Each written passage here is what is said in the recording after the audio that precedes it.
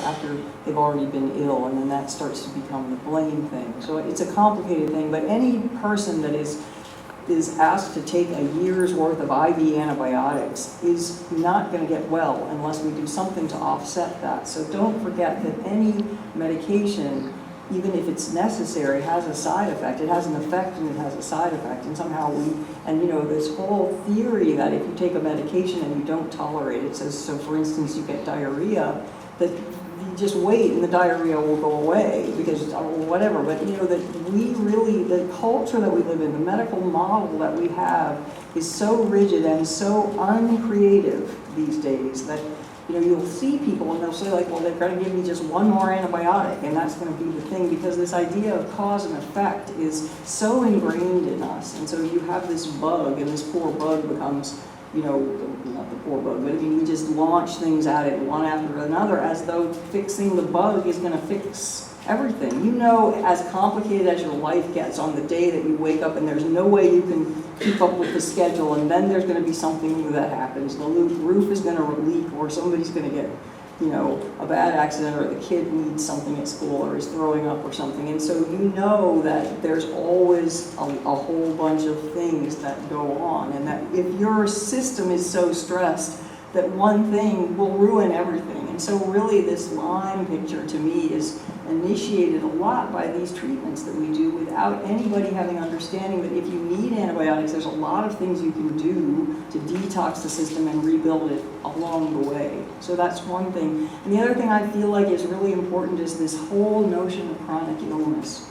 And that is not at all to say that when you become chronically ill, it isn't a big deal, but there's a piece of this that all of us are saying, which is that I'll give an example of somebody that I recently talked to. So this is a young woman who is now completely debilitated, and the diagnosis is chronic Lyme, and she's had every kind of treatment that you can possibly imagine.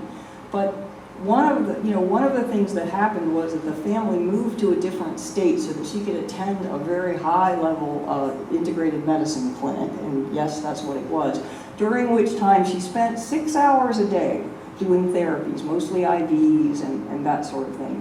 But during that time, nobody asked her to exercise or to go outside or to breathe or to figure out how to maintain a sense of yourself in the context of chronic disease. And so what you see with people is that the disease is so burdening, but also the idea that this disease is just going to take your whole life away is really an underbelly that I would like, that I want to help us understand, which is that no matter kind of what's going on, who's going to reach in and help you have something of meaning in the day. But with this particular person who's just, her definition is that she's disabled. And that is such a horrible thing to do to a young person. And then you go and you read all this about how chronic Lyme becomes what you do and who you are. And so I think all of us are always the ones to say, yes, you can go outside. So what if you're tired? You can walk to the mailbox, and then you can walk a little bit farther. And that's not with meanness, but that's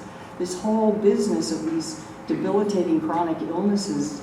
And then if you don't move and you don't have any joy and you don't ever go out and you have nothing but social isolation and IVs all day, even if the IVs have all the best things in them, it's just a very complicated piece of this. So, find your wellness and help your family find their wellness, and then, we can rebuild you. So, thank you. Something else.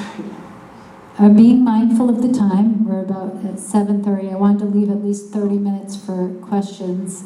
Do any of the doctors have anything on chronic Lyme that you want to add before we start to go to questions? Maybe one thing to keep it simple. So the more load we have, the higher the pathogenicity of a virus or a bacteria, even if it's hiding or coiling or in less perfused areas to be found. It's really our system that does it and not the pathogenic element we have inside. Thank you, that's really important. Okay, I have